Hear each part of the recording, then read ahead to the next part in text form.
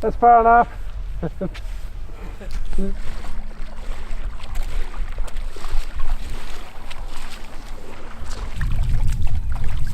Thanks, bro. No worries. Yeah, appreciate it. Just try and get the legs. Yeah. Fantastic. So, yeah. I'll just get a portrait of you. Cheers, good luck for the marathon. No worries, thank you. In the book at Water's Edge, I looked at the problems of water scarcity and water issues around the world, and I was looking at places like the Western world.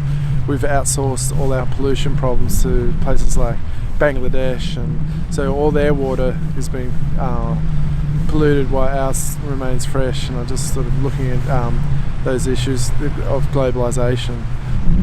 I love water because of the way it connects us to ourselves and to other people. Everyone's living up or downstream from each other, and then binds us together.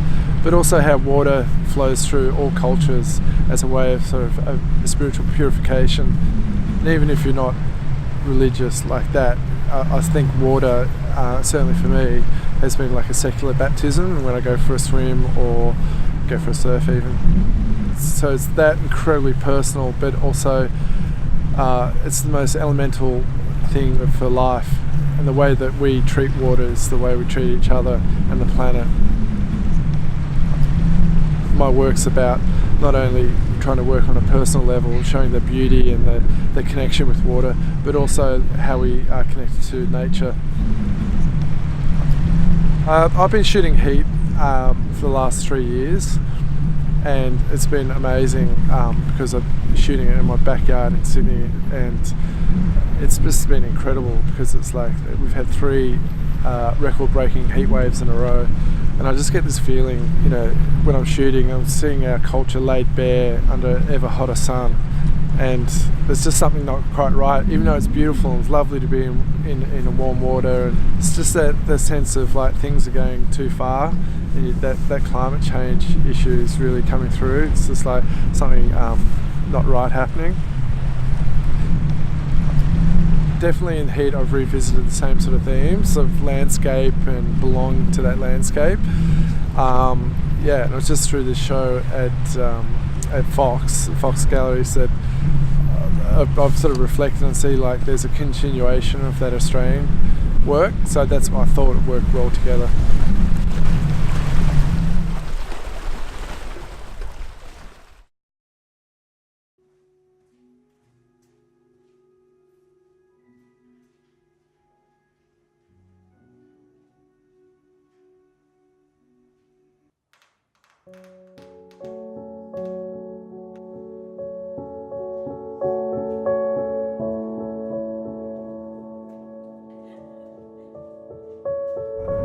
What I love about photography is telling a story and creating a narrative, and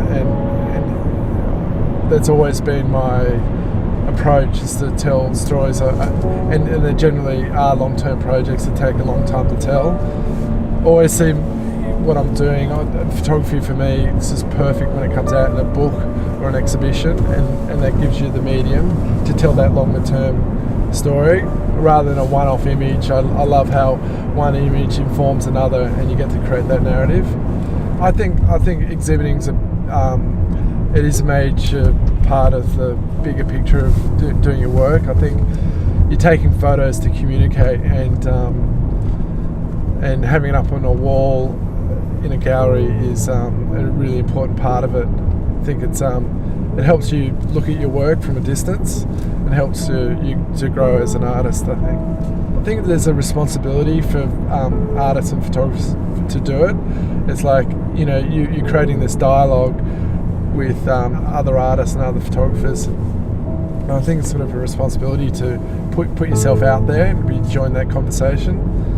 And I find it really enjoyable. I love seeing the work blown up and put on a wall. I think it's especially in this digital age, it's unreal to be able to actually see real prints and have that sort of real experience with the photography.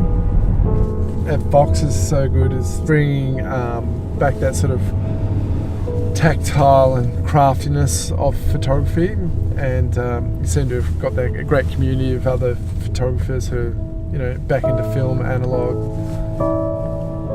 It's that sort of that sort of got missing in a way. That lovely part of photography that you can experience by holding a proper print rather than just seeing something on Instagram.